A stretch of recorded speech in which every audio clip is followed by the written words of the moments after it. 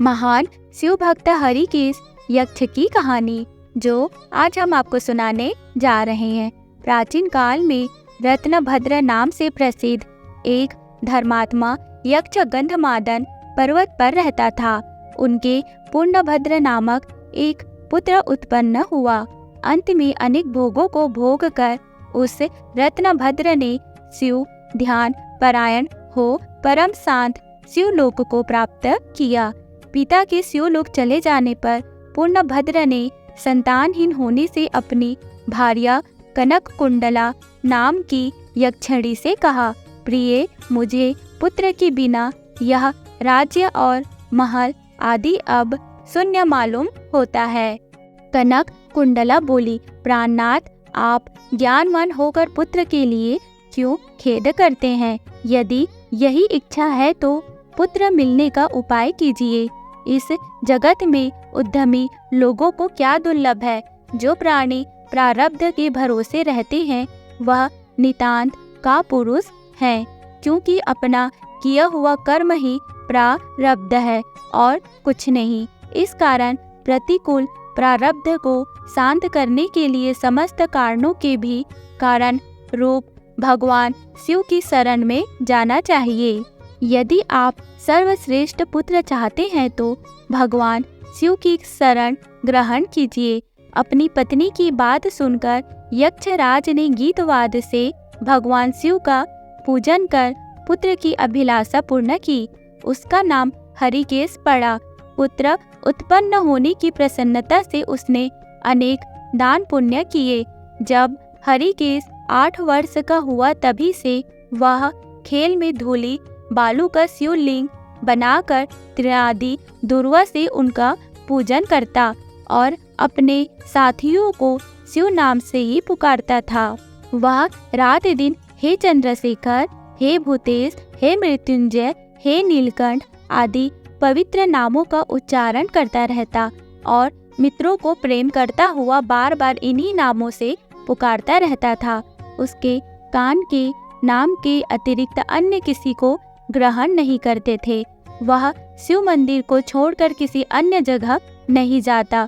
उसके नेत्र शिव के अतिरिक्त और कुछ देखने की इच्छा नहीं रखते थे।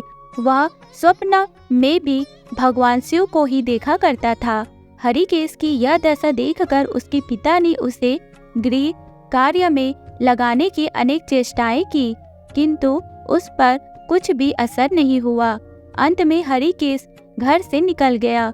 कुछ दूर जाकर उसे भ्रम हो गया और वह मन ही मन कहने लगा, हे शंकर, कहाँ जाऊं, कहाँ रहने से मेरा कल्याण होगा? यह सोचकर उसने अपने मन में विचार किया कि जिसकी कहीं ठिकाना नहीं है उसका काशीपुरी ही आधार है। इस प्रकार निश्चय कर वह काशीपुरी को गया। जिस अविमुक्त क्षेत्र में पंच भौतिक देह त्याग कर प्राणों का शिव की प्रसन्नता से फिर देह से संबंध नहीं रहता, उस आनंद वन में जाकर तप करने लगा। कुछ समय बाद भगवान शिव ने पार्वती माँ को अपना वन विहार दिखाया। वह अनेक सुगंध युक्त पल्लवों से शोभित था। शिव जी बोले, हे देवी, जैसे तुम मुझको बहुत प्रिय हो वैसे ही यह आनंद वन भी मुझे परम प्रिय है। मेरे अनुग्रह से इस आनंद वन में मेरे मरे हुए को जन्म मरण का बंधन नहीं होता, अर्थात वह फिर संसार में जन्म नहीं लेता। पुण्यात्मा के कर्म बीज विश्वनाथ की प्रज्वलित अग्नि में जल जाते हैं, उसी से फिर वे गर्भाशय में नहीं आते।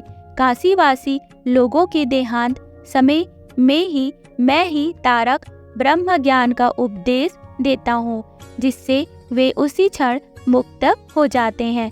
कलयुग में विश्वनाथ देव का दर्शन, पूजन, काशीपुरी, भागीरथी गंगा आदि का सेवन तथा सत पात्र को दान विशेष फलदायक होता है।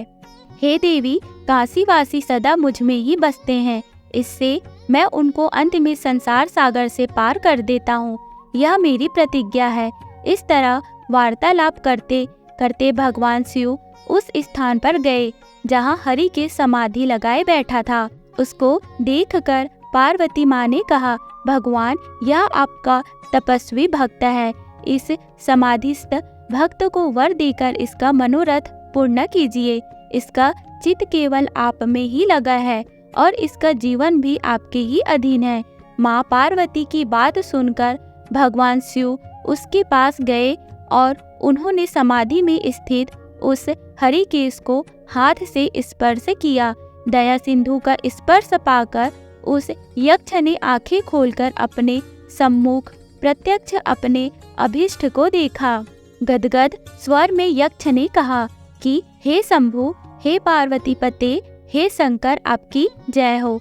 आपके कर कमलों का स्पर्श पाकर मेरा यह शरीर अमृत रूप हो गया। इस प्रकार प्रिय वचन सुनकर भगवान शिव बोले, हे यक्ष, तुम इसी क्षण मेरे वर से मेरे क्षेत्र के दंड नायक हो जाओ। आज से तुम दुष्टों के दंडदायक और पुण्यवानों के सहायक बनो और दंडपाणी नाम से विख्यात होकर सब उद्घटगणों का नियंत्रण करो। मनुष्यों में सत्य अर्थ नाम वाले संभ्रम और उद्भ्रम, ये दोनों गण सदा तुम्हारे साथ रहेंगे।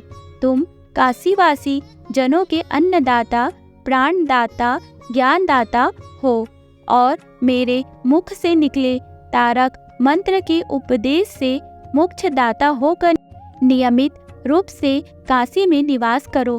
भगवान शिव की कृपा से वही हरिकेश यक्ष काशी में दंडपाणी के रूप में स्थित हो गया और भक्तों के कल्याण में लग गया। दोस्तों, ये कहानी आपको कैसी लगी हमें कमेंट करके जरूर बताइएगा। वीडियो को लाइक, चैनल को सब्सक्राइब जरूर कीजिएगा। मिलते हैं नेक्स्ट वीडियो में। Okay, bye bye, take care, thank you.